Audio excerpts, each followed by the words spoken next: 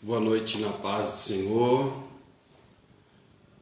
Graças a Deus por mais uma vitória que o Senhor nos concede de podermos estar entrando uma vez mais juntos com os amigos que nos acompanham.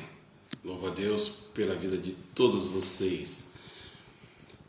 Quero agradecer a Deus de forma que Deus tem nos honrado com a presença aí dos nossos amigos que sempre estão conosco, não nos abandonam nunca. Diante de uma crise onde todas as notícias de TV só vêm para nos assustar, nós temos aqui poder estar com vocês nesses momentos, nesses minutos, é algo gratificante, né? Louvo a Deus pela vida de cada um. Não se esqueçam que na terça-feira nós estivemos falando sobre uma palavra muito importante que Deus colocou no meu coração. Estivemos falando sobre o exército. Se nós nos unirmos, formaremos um grande exército. Então eu creio nesta palavra e, como foi dito, eu estou aguardando você que tem uma necessidade, você que tem um dote, uma qualidade e você quer divulgar, conte conosco. Vamos nos ajudar mutuamente e Deus há de nos dar vitória. Nossos irmãos já estão aí se apresentando, nosso irmão William também já está conosco e eu creio que vai ser bênção de Deus. Quinta-feira passada foi muito boa, a participação foi muito gostosa e teve uma repercussão muito boa. Os amigos nos mandando mensagem no nosso WhatsApp, no privado, e esse assunto ficou aí ecoando. Então o nosso irmão William já vai se apresentar e nós vamos dar continuidade no assunto de quinta-feira passada, esgotamento. Esse esgotamento, irmãos, deu o que falar. Paz do Senhor, meu amigo.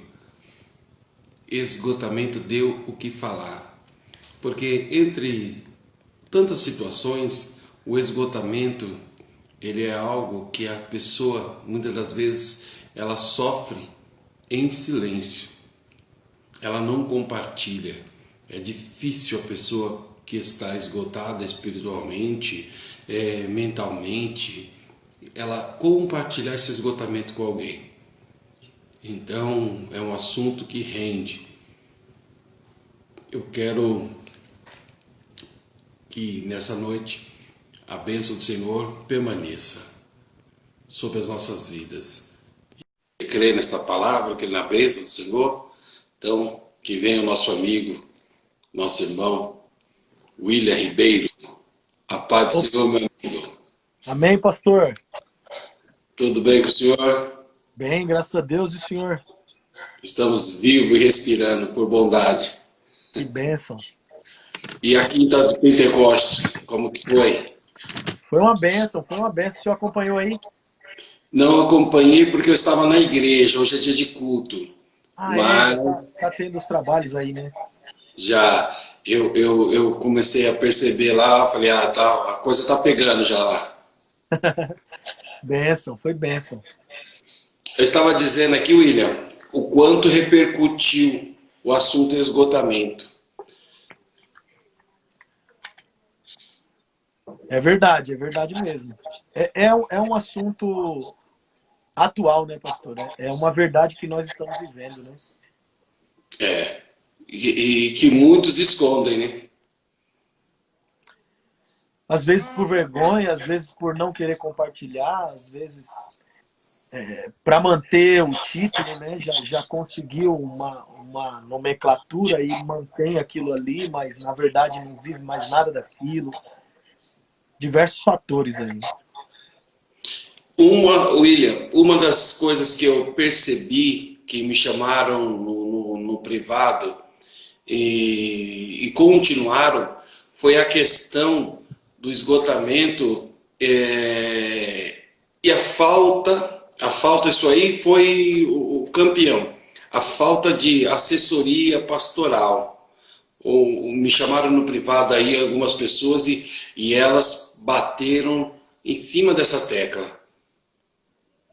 Bateram forte, né? Foi aquilo lá que nós estávamos comentando, que nós começamos a comentar, né? A questão do fazer discípulos, né, pastor? Porque não adianta só eu ter uma saúde espiritual e eu estar bem, estar cheio de Deus. O propósito é muito maior do que eu sozinho, né? Com certeza.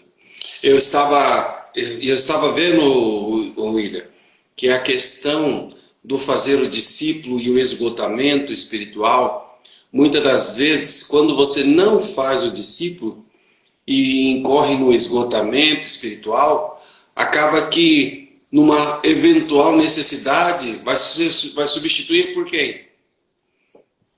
Quem é que vai assumir? Na minha opinião, o pecado, né?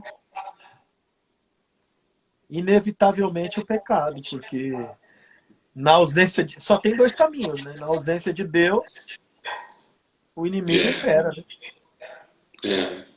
Eu estava vendo, conversando com algumas pessoas e elas queixam nesse respeito. Aí eu concordei.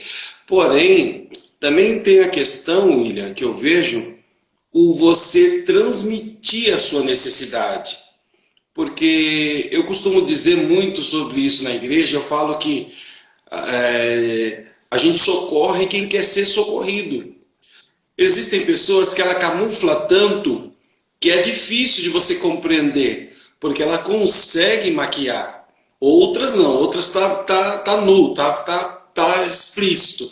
Mas tem pessoas que ela consegue maquiar. E aí fica difícil de você dar uma assistência.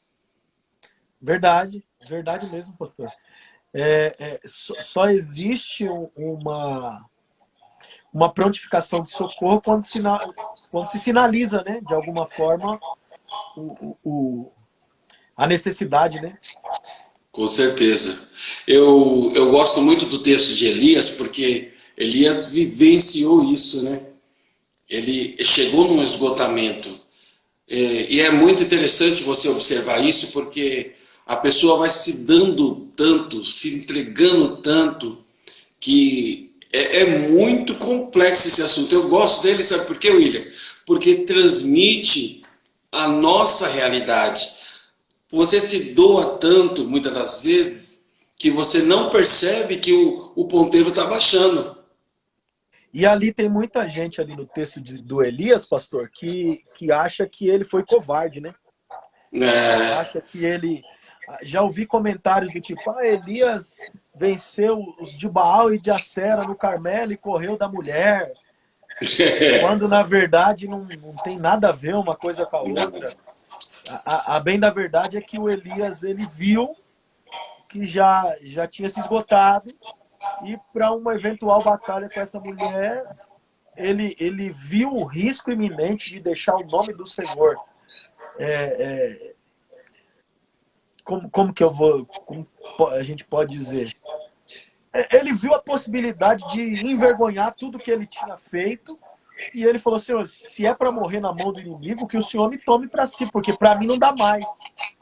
A fala dele foi bem clara.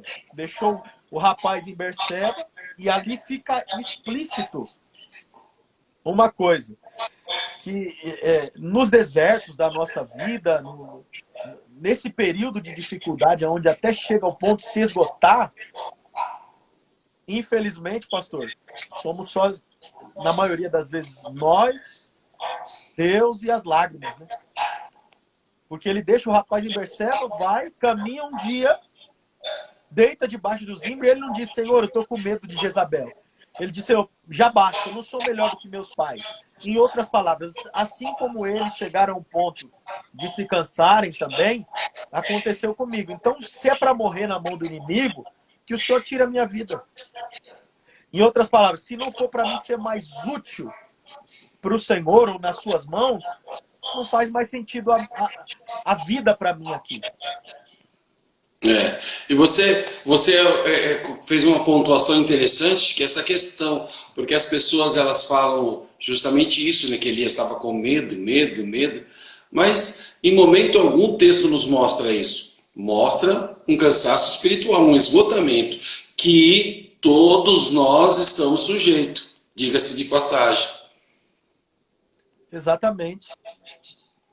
Olha, é muito curioso, William. Eu quero aproveitar esse gancho e abrir aqui um parêntese, dar uma pausa para eu te fazer uma pergunta.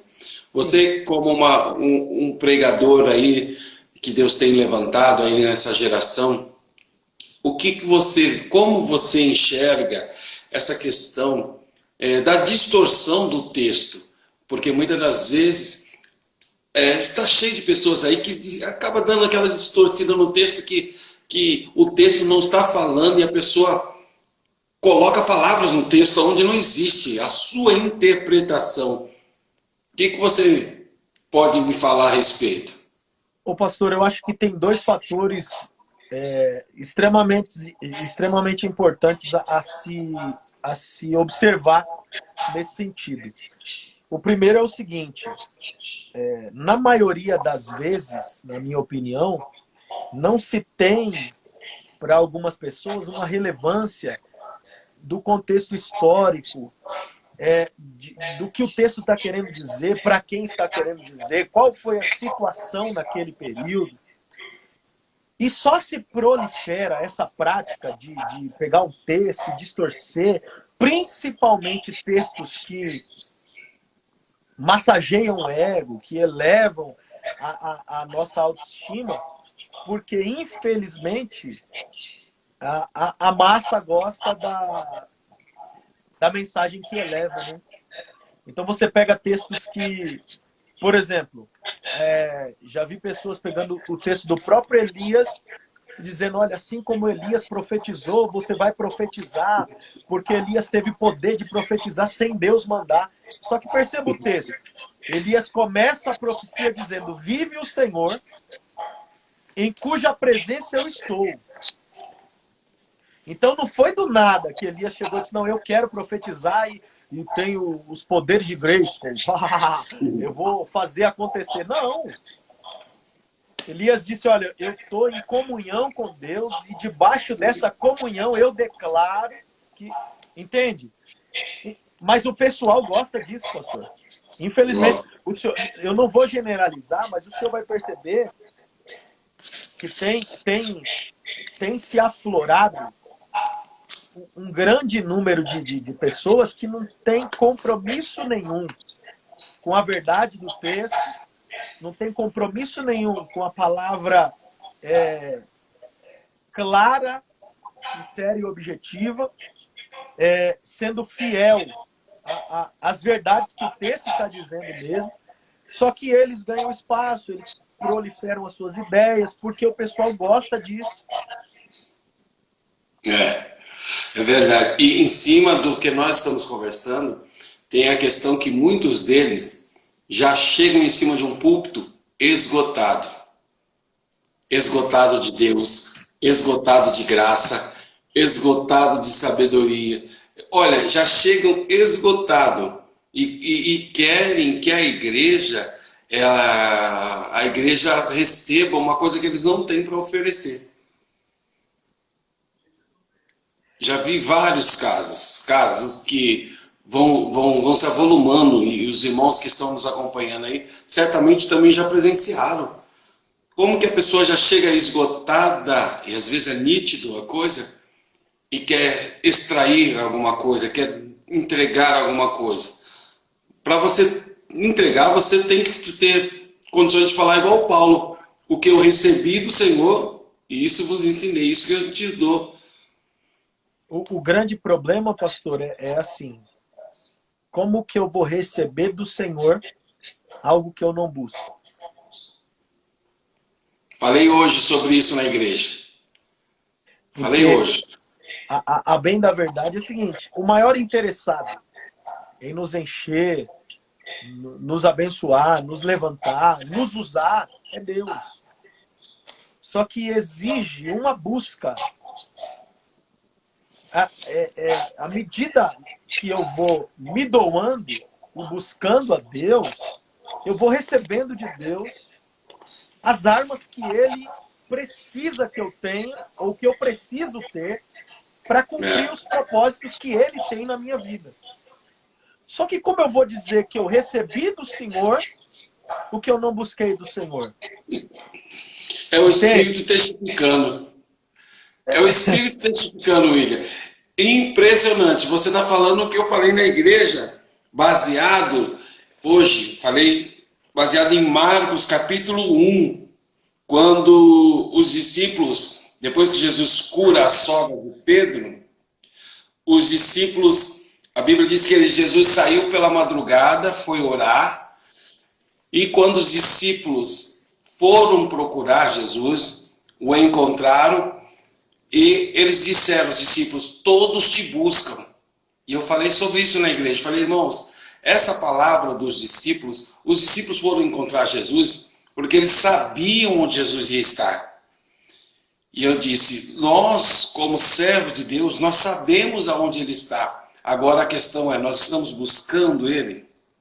E os discípulos emendaram e disseram, todos te buscam. E eu falei, irmãos, essa frase dos discípulos não condiz com a realidade. Porque os discípulos buscaram Jesus e o encontraram porque sabiam onde Jesus estava. Agora, e os demais? Sabiam? Não. Porque aonde Jesus está, irmãos, só encontra quem já conhece o caminho.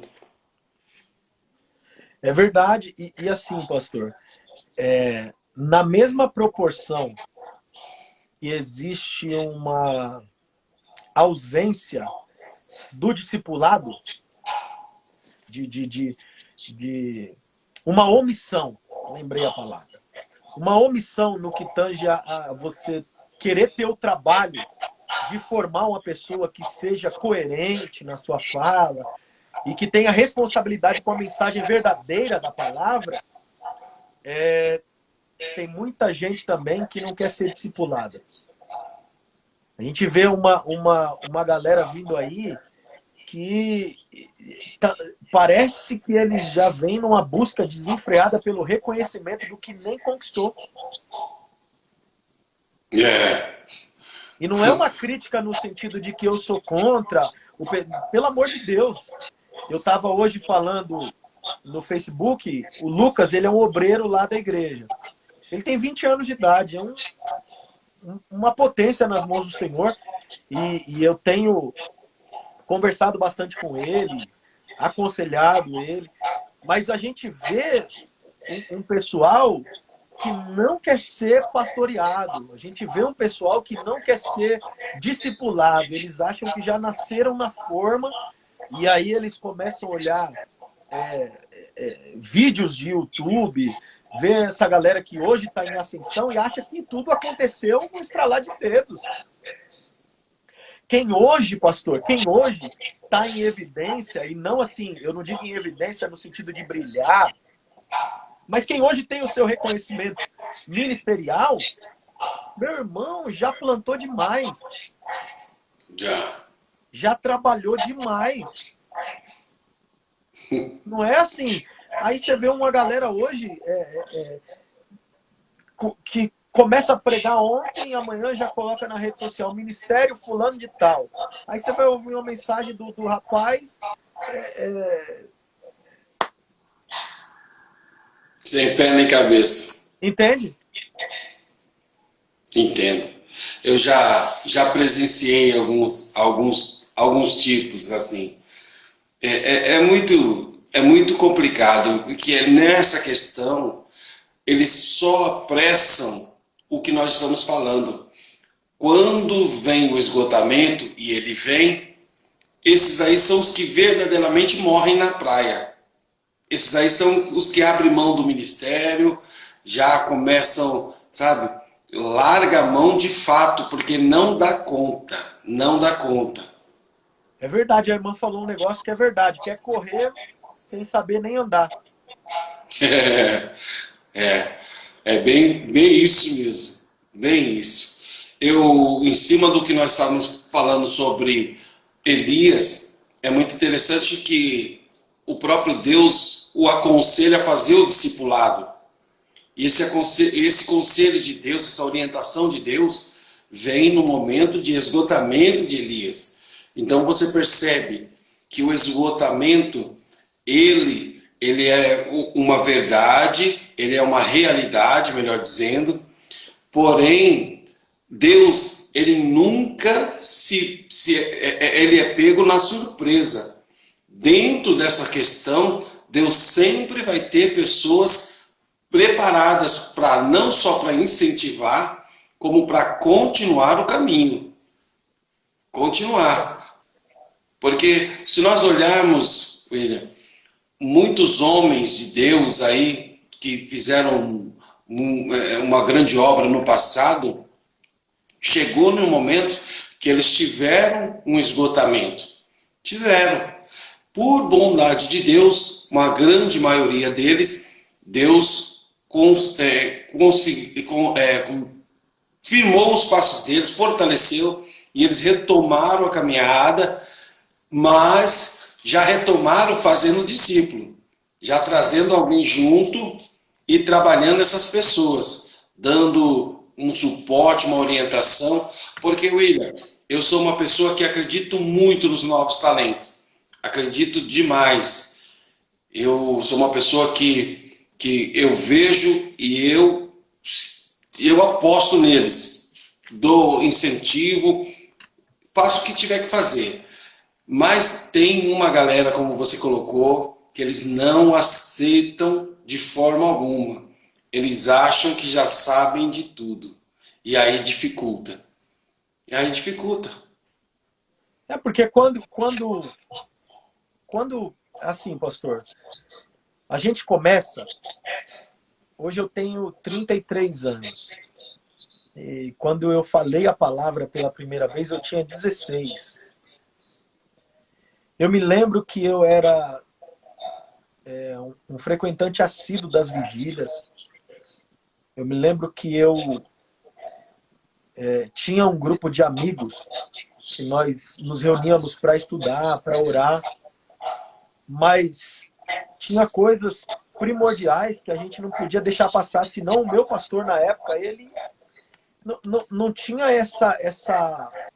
esse receio de falar não, ou de disciplinar, ou de tomar a medida que achasse cabível tomar. Então, assim, nós saíamos demais, mas os cultos de ceia, os cultos de ensino e os cultos que o pastor dizia para nós estarmos lá, tínhamos que estar. Aí hoje você vê um pessoal que às vezes o pastor dele vê ele uma vez a cada 6 meses. Quando vê, né? E o cara quer que você referencie ele.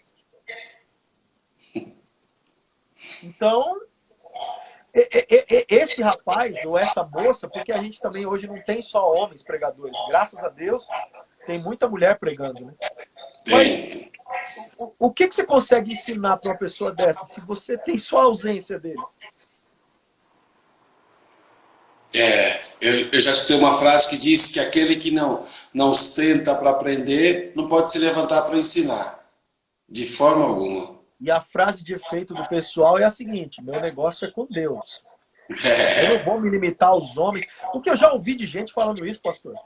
Não, eu recebi uma ordem divina. Eu não vou ficar me limitando aos homens, não. Esses caras aí querem matar meu ministério. Esse pastor aí quer acabar comigo. Que pastor é esse, rapaz, que quer acabar com a ovelha? Que igreja é essa que tem prazer no fim do seu ministério? Não. Eles estão trabalhando a favor do esgotamento precoce, porque vão ser vitimados pelo esgotamento. O esgotamento ele está em todas as áreas. As pessoas estão esgotadas mentalmente, as pessoas estão esgotadas fisicamente, esgotadas no casamento, esgotadas no relacionamento. uma pessoa que trabalha nessas condições aí, que você acabou de propor aí, essa pessoa só está antecipando. Já vi situações, casamento. Olha, vou te dizer uma coisa: não vai para frente. Não vai. Nada vai para frente, William, porque o esgotamento vem em todas as áreas. As pessoas não percebem isso. Eu louvo a Deus pelos pastores que eu tive. Tive pastores aí que me ensinou e muito. Pastor Antônio Ernesto de Oliveira, um grande homem de Deus. Depois pastor Sérgio Ramaciotti. Depois pastor Guilherme, pastor João Barbosa, pastor Dominguinhos, pastor João Barbosa novamente. Agora pastor Davi José. São homens que me ensinaram e me ensinam até o dia de hoje. Eu, William, sendo pastor de congregação, eu não saio sem a bênção do meu pastor. Se eu vou me ausentar da congregação, meu pastor está sabendo. Só me ausento, se eu for ministrar em algum outro lugar, só vou na bênção do meu pastor. É o que nos deixa feliz, né, pastor? Imagina uma situação do senhor ir atender uma agenda, e aí o pastor dessa agenda que o senhor foi atender é amigo do pastor Davi. E o pastor Davi não tem ciência de que o senhor foi atender essa agenda, e chega lá: ô Davi, rapaz, o André é um obreiro e tanto, foi lá, Deus usou muito, glória a Deus. É mesmo? Quando é que ele foi lá? Ali já acabou, pastor. Com Então, certeza. não tem nada melhor. Eu acho que o primeiro passo da nossa vida ministerial é, além de ser conhecido de Deus, ser conhecido do nosso pastor. O meu pastor precisa saber quem eu sou. Com certeza. E não só por obrigação dele, mas minha também. Porque te credencia como um obreiro. Você entra e sai em qualquer lugar. Te credencia. Eu já tive situações que eu fui vetado pelo meu pastor. Ele falou não, e eu confesso que um não desce quadrado, não desce redondo, o não. É verdade. Porém, o não desce quadrado e bem quadrado. Porém, você cresce como obreiro, porque a questão da atualidade é que tem muitos aí que já na percepção de receber ou não, já nem pede autorização. Porque não quer se sujeitar. Tipo assim, não, o pastor está contra a obra, né? É bem por aí. Olha, e como eu disse, esse tipo só antecipa o esgotamento. William, eu conheço vários casos que a pessoa se esgotou porque ela não foi orientada ou não acatou a orientação do seu superior. Porque o pastor, ele tem a vivência, tem Deus na vida e tem a vivência. Sim. Jetro chegou, olhou a situação, ficou acompanhando Moisés da expediente, falou: Moisés, você não vai longe não, meu amigo. Vou te dar um conselho porque eu estou vendo que você não vai longe. Ah, mas como assim? Escolha homens, você vai se esgotar. Se Moisés fosse carrancudo e não tivesse ouvido Jetro, ele teria jogado a toalha, porque ele passou perto. Ouvindo Jetro, ele passou perto. Ele teve um momento que ele falou para Deus: esse povo aí é o teu povo, não é meu não gerei esse povo. Agora, imagine se ele não tivesse ouvido Jetro. Já estaria nas cordas, já teria jogado a toalha. Verdade. Eu não sei, você tem a vivência de estar aí na itinerância, talvez você já tenha acompanhado até casos como esse. Alguns que se negaram a estar debaixo da orientação do pastor, e hoje você olha para o lado, infelizmente, já desistiram da itinerância, já desistiram até do reino. Tem. Tem, não são poucos. E é com tristeza que a gente fala isso, né? Com certeza. É aquela galera que... Porque assim, pastor, se a gente enxergar a vida cristã ou o ministério como fazendo um paralelo, como uma maratona, coloca aí uma corrida de São Silvestre. Você não sai na largada já a todo vapor. Você sai É. devagar. Os vencedores, na mesma intensidade que eles começaram, eles terminam. Não adianta chegar um período de maneira mais agressiva, porque aí no final você não vai dar conta. Entende? Então, por isso que aquele texto tem que embasar a vida ministerial, a vida cristã, firmes e constantes. A constância é uma obrigação, não é uma necessidade. Né? Entende? Porque aí você recebe de Deus o que você precisa, na hora que você precisa, porque Deus ele conhece a gente, e dá sequência ao caminho na mesma intensidade que você começou. Porque que adianta, pastor? Eu cheguei, tal, explodindo, tudo, em 6 meses, 1 ano, cadê o William? Rapaz, faz tempo. Tô sabendo não.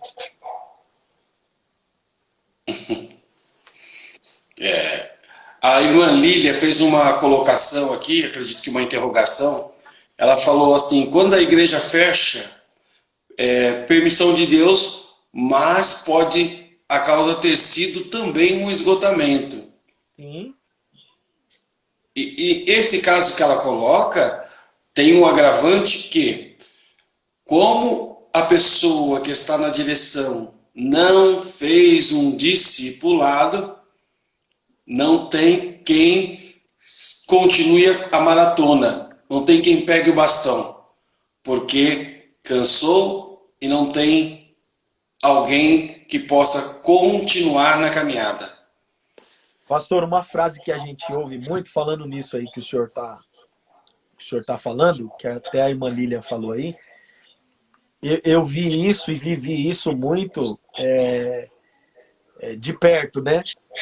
Com relação a departamentos. Eu fui líder de jovens e vi comentários e já cheguei até a fazer comentários do tipo, poxa, mas deu um trabalho tão grande da gente deixar o departamento como estava. Olha, eu peguei o departamento com X componentes, hoje está com Y, dobrou, triplicou, e aí quando eu saí, olha, desandou tudo. Desandou porque eu não fui responsável o suficiente para formar alguém com a mesma visão de trabalho que eu estava executando.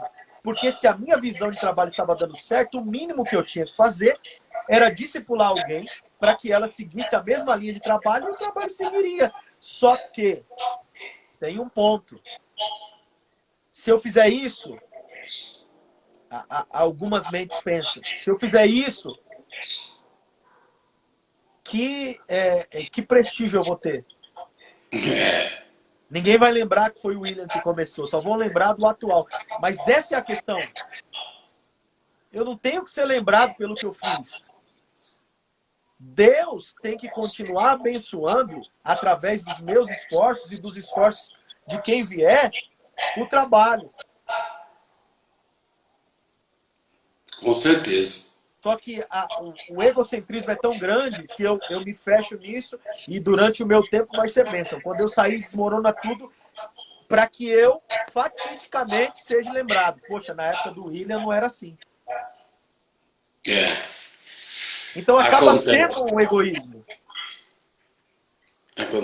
Acontece demais, né? Demais. Sim, porque aí,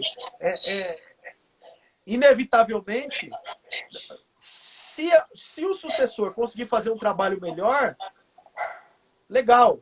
Agora, se fizer um trabalho abaixo, inevitavelmente alguém já cita o nome do antecessor.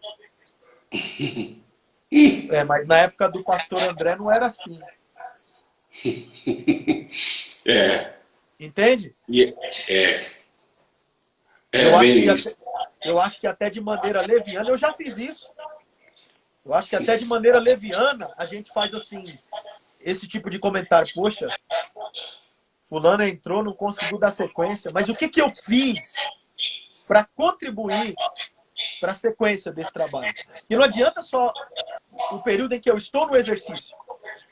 Eu preciso pensar no amanhã. Embora o amanhã pertença a Deus, mas todo o trabalho consiste em gerar uma estrutura. E essa estrutura não é só para o presente, ela vai se manter sustentável no futuro. Não desmorona, né? Sim. Eu penso, William, que quando você trabalha com essa intenção, você percebe a continuidade do trabalho. O trabalho, ele de fato vem, quando se trabalha para isso, o trabalho ele continua numa crescente, porque nós temos história dessa no próprio setor que já trabalhamos, e nós vimos isso, porém quando o pensamento ele é mesquinho, é complicado. E também existem aqueles que te sucedem, porque se a pessoa não tiver o foco reino, a pessoa também ela põe o trabalho a perder. Eu comentei, não sei se eu comentei contigo da última congregação que eu congreguei, que eu dirigi. Isso marcou a minha vida, William, porque Deus falou comigo em cima de um púlpito. E quando eu estava no púlpito, eu ainda não tinha uma palavra para deixar para a igreja na minha despedida. E eu falando com Deus, falei, Deus, mas o que eu falo para esse povo? E aí Deus falou, William, mas de uma forma tão clara, mas tão clara.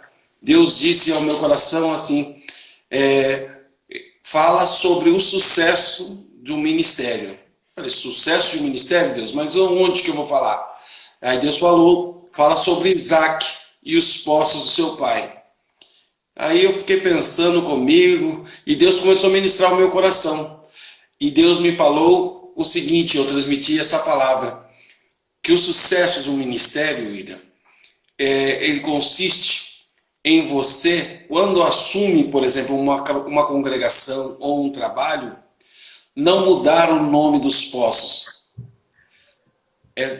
Manter os mesmos nomes dos poços, independente se tem pedra neles ou não.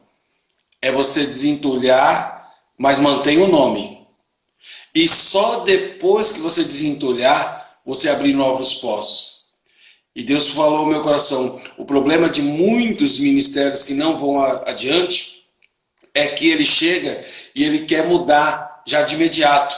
Ele não trabalha o poço que já foi aberto, mesmo que tenha pedra dentro. Ele não trabalha aquele poço, ele já quer cavar um outro. E nossa, William, foi tremenda a experiência que Deus me trouxe ao coração naquele dia. E eu quero carregar isso comigo para o resto da minha vida. Porque toda vez que alguém chega mudando o nome de poço, ela tem problema. O trabalho mingua. O trabalho não comporta a água. Não comporta ainda. É verdade. É verdade. Foi um dos conselhos que o Senhor me deu e eu acatei. E graças a Deus, Deus me fez prosperar nesse sentido. Olha, se a gente fosse perguntar aqui para quem está conosco aí, sobre essa questão do esgotamento, sobre essa questão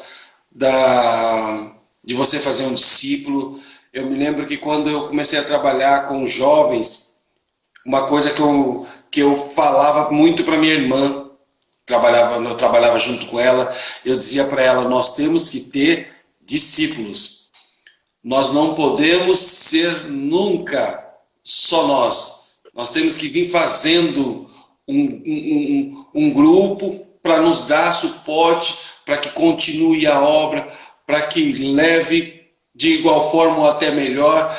E William, para a glória de Deus, nós temos muitas pessoas aí que vieram depois da gente aí, que enche os olhos, você vê o trabalho. Porque as pessoas deram conta da coisa. Deram sequência, né, pastor? É. Porque quando se faz esse tipo de trabalho, você unifica a visão, né? A visão de reino, né, que eu sempre falo. Visão de reino. É triste, William. É triste você ver pessoas que não abraçam a causa por conta de alguma picuinha, de algum medo, de alguma implicância, de achar que estrelismo, exclusividade, e aí a obra do Senhor ela deixa de caminhar numa velocidade maior. É triste, mas eu louvo a Deus que com todas essas coisas Deus tem nos dado aí pessoas aí gabaritadas aí e pessoas que estão se formando, e a obra do Senhor você vê que ela de fato não para, né? Porque o dono da obra toma conta. Sem dúvida. Sem dúvida, pastor. O dono toma conta. Inclusive, se você tem esses que você tem investido aí, William, o que você pode dizer a respeito? São promessas já reais? Esses obreiros aí que você está trabalhando? Assim, então, na congregação, graças a Deus, nós temos um bom número de pessoas que têm a coragem de falar. E aí a gente foi abrindo oportunidades. Fomos abrindo oportunidades até para eu conhecer, né? E assim, tinha até presbíteros lá que eu não sabia, os irmãos também não tinham falado nada para mim a respeito.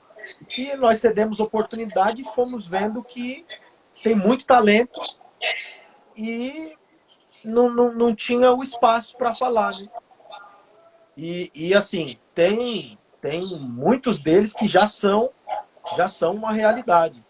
Por exemplo, esse menino que eu falei para o senhor é um menino talentosíssimo. Talentosíssimo. Cuidadoso no sentido de hermenêutico do texto. Inclusive, eu vi que o pastor Walter está aí. Ele falou lá no Primavera, quando o pastor Walter estava pastoreando lá. Tem muito de Deus o menino. E assim, é humilde. É humilde. O que me chama a atenção nele é isso. É humilde e não diz não para nada. Eu já tive situações de precisar dele para outras coisas que não fossem um altar. E isso é uma dificuldade que a gente encontra também em alguns obreiros que infelizmente vislumbram no altar o único meio de fazer a obra de Deus. Já precisei dele, já armou barraca para a cantina, já... inúmeras situações e desempenhou como se estivesse com o microfone na mão pregando. No mesmo prazer, na mesma... Uma bênção. Eu tive essas experiências. Uma das congregações que nós dirigimos, eu lembro que eu dei oportunidade para um jovem pregar, e geralmente se ouvia muito esse jovem louvando a Deus. Mas eu disse para ele, olha, você vai pregar domingo. E aí ele ficou todo ansioso, pastor, mas eu falei, não, você vai pregar. William, quando esse menino terminou, 6 almas no altar chorando. Chorando. E foi algo assim tremendo. Então, as pessoas, elas precisam ser valorizadas, né? Só descobre talento, meu amigo, se você cavar. Não tem como não. Verdade. As pedras estão debaixo da terra, estão enterradas muitas das vezes. Você tem que buscar, lapidar para dar o brilho, mas tem que ter o investimento. Tem que ter. Se você não fizer isso, meu amigo, você não tem. É verdade. Nós chegamos numa condição, William, que eu estava dizendo quando eu estava trabalhando com o grupo dos jovens, dos adolescentes, que eu estava a ponto de fazer um trabalho só com eles, só com os talentos. Falei, gente, nós vamos fazer um trabalho só com os nossos talentos, porque nós temos condições. Olha, eu vou te dizer, William, a gente não fica devendo nada para ninguém. Nós temos, Deus tem nos dado. Mas é o que você falou. Se você investe, você tem. Se você faz o discipulado, você tem. Você tem. Sem sombra de dúvida. Porque às vezes a gente, pastor, eu acho que assim, a gente tem por instinto, né? Admirar os de fora e esquecer os de dentro. Eu estava até... A fala do pastor Walter aí é muito importante. Ele está dizendo o seguinte, ó, uma das coisas do esgotamento, uma das causas do esgotamento é quando você só é cobrado e nunca valorizado. E é uma verdade. Não é que a gente, o combustível nosso é o elogio ou algo desse gênero. Mas a gente precisa, é aquilo que nós falamos na semana passada, a gente precisa saber que tem alguém por trás que enxerga com bons olhos o trabalho que está sendo desempenhado, ou a nossa conduta, ou o que nós estamos fazendo, algo desse tipo. Eu comentava e comento direto. Eu tive a oportunidade de fazer amizade com o Neilson, que é um pastor que era do setor 14, Neilson Silva. Conheço. E ele está morando em Curitiba, serve ao Senhor com o pastor Gabi hoje, dirige uma congregação lá, em Curitiba, no Paraná. E aí eu falava para ele, falei, meu, o pessoal vê o setor 14 como um celeiro. Ele falou para mim assim, o setor 14, William, não é que não seja, entenda bem, mas não é o setor 14 que é um celeiro. É o pastor que foi o descobridor dos tesouros. Que foi o pastor José Miguel. Uhum. Gestão do pastor José Miguel. Neilson Silva, João, o irmão dele, Evanuel Olegário, Bezaliel Cavalcante, Adeildo Costa, Nilson Gomes, Marco Romão e tantos outros que tiveram oportunidade. E se você perguntar para todos eles, eles vão falar, não, o pastor José Miguel é linha dura, casca grossa e tal, cobrava mesmo. Só que, entendeu? Tinha o ônus e o bônus, pastor. Não era uma via de mão única. Eu acho que em cima disso aí, as pessoas elas não podem perder o foco. Não pode perder o foco. Existe, como colocou o pastor Walter, existe a cobrança e pouco reconhecimento. Isso aí é fato. Porém, não pode ser para nós um freio de mão. Sim. Não pode ser um freio de mão. Muito pelo contrário. Tem que ser um motor de propulsão para nos levar mais à frente, mais adiante a todo gás. Porque eu sei que essas coisas nos levam ao esgotamento, à decepção.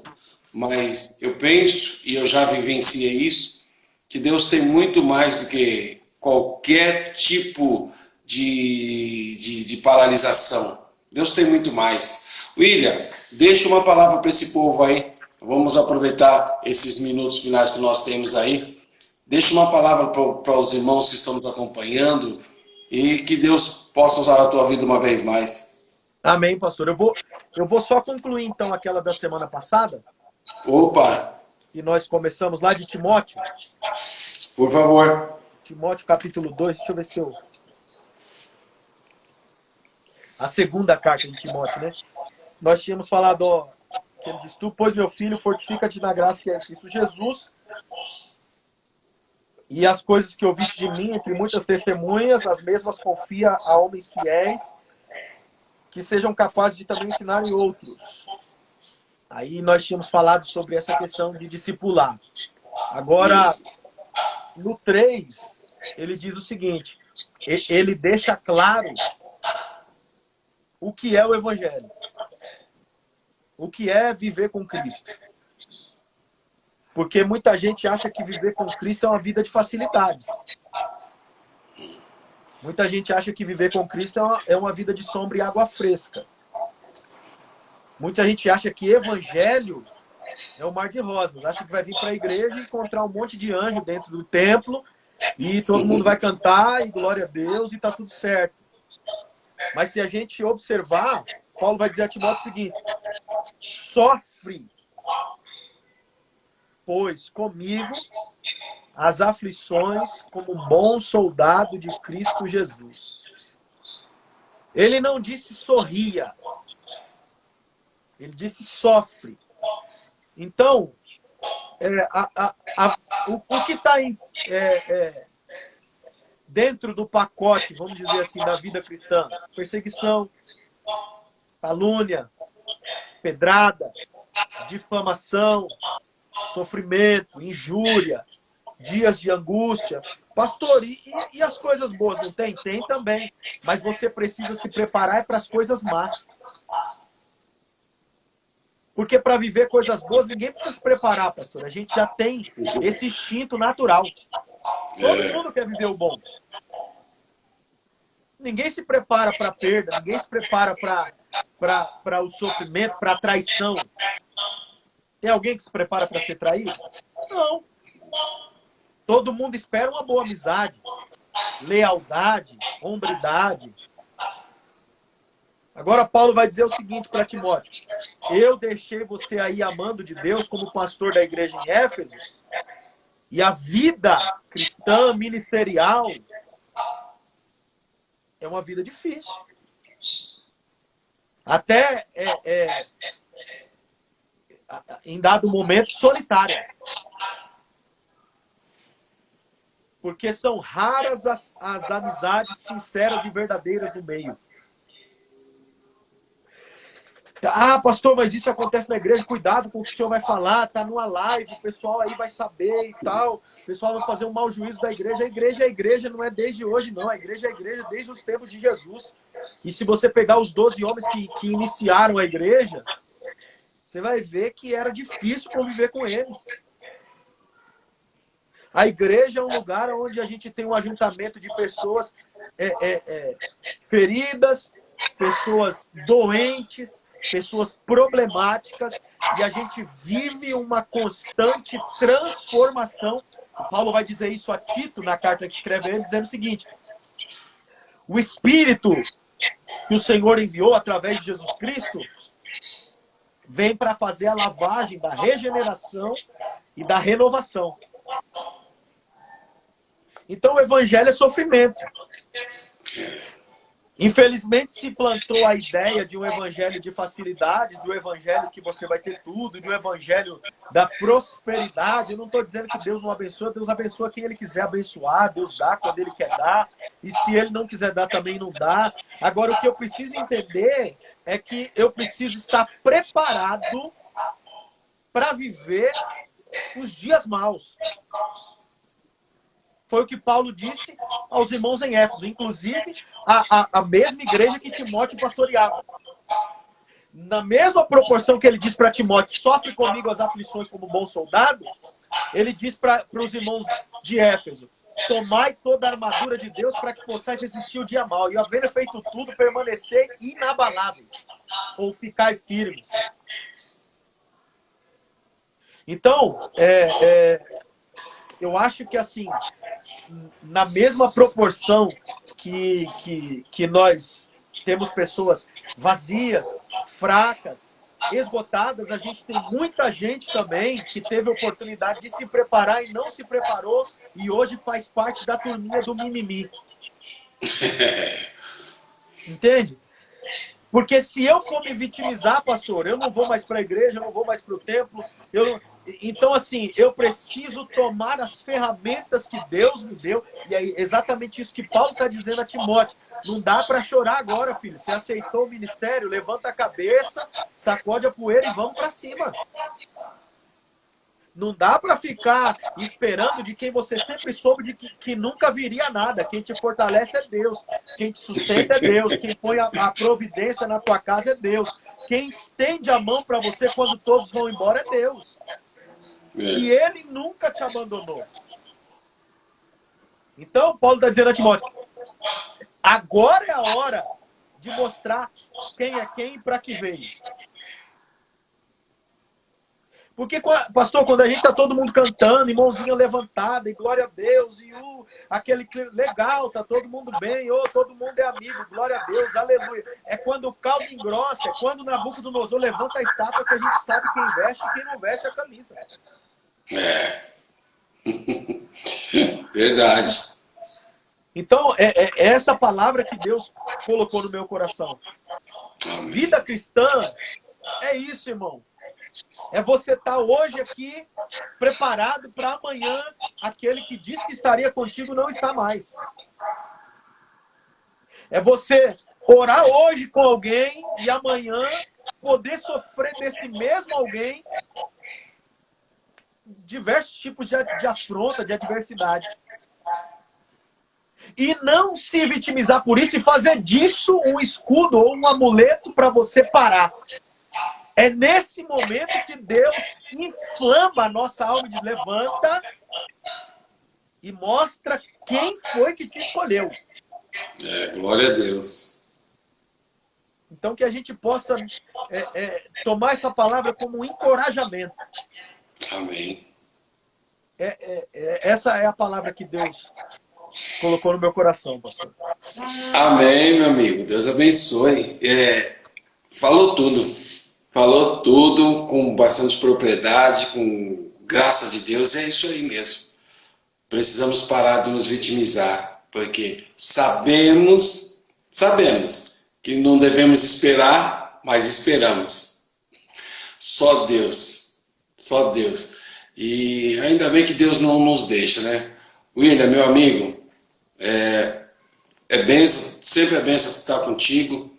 E eu quero crer que nós vamos ter outros bate-papos e Deus vai continuar falando conosco. E os irmãos aí da live acompanhem o pastor William Ribeiro. Pastor William, passa o teu Face, o Insta, que o senhor tem feito os cultos de terça, de quinta, para que o grupo possa estar com o senhor também aí. O Facebook é o William Ribeiro. A gente faz sempre os cultos lá, às terças, quintas e domingos, né? E o Instagram é o William Ribeiro Oficial. William Ribeiro.oficial, acho que é isso. Bênção de Deus. Meu amigo, é sempre bom. Pastor, ora por esse povo. Opa, alegria é nossa. O senhor é referência. Amém. De verdade, sem demagogia. Eu tenho um carinho, respeito e uma admiração pelo senhor, pela irmã Renata. Sem igual. A amizade do senhor, da sua família, é um presente de Deus para mim e para minha família. A recíproca é verdadeira. Ora por esse povo, William, e abençoe esse povo aí no nome de Jesus. Amém. Vamos orar assim. Olha o pastor Walter falando. Verdade, as pessoas foram treinadas só para ir na igreja, mas não para viver dias difíceis. Uma realidade. Vamos orar então? Pai bendito, no nome de Jesus Cristo, teu Filho, eu quero te louvar e te agradecer pelo privilégio de ser útil nas tuas mãos, pela oportunidade de falar a tua palavra na noite desse dia. Quero te louvar pela vida dos teus filhos que até agora estiveram conosco aqui. Que o Senhor continue abençoando o lar, a família dos teus servos, livrando, guardando de todo mal. Senhor, muito obrigado pela vida do pastor André, sua esposa irmã Renata, toda a sua família. Que o Senhor continue cobrindo o teu servo, o lar, a família dele, com as mais ricas bênçãos, e que o teu nome continue sendo glorificado na vida e no ministério que o Senhor confiou nas mãos do teu filho. Senhor, no nome de Jesus Cristo, nós pedimos a ti que em tudo o teu nome seja louvado e que o teu Espírito continue conosco, ó Pai, nos dando força e graça para que possamos vencer de cabeça erguida toda e qualquer adversidade que vier contra nós. Nós pedimos assim e te glorificamos no nome de Jesus. Amém. Amém. Meu amigo, Deus abençoe o senhor. Pastor, grande abraço, viu? Abraço à família. Amém. Meu povo, Deus abençoe vocês, que Deus abençoe poderosamente a vida de vocês.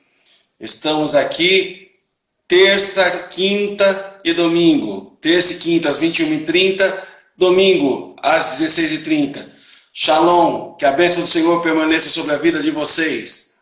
William, abração.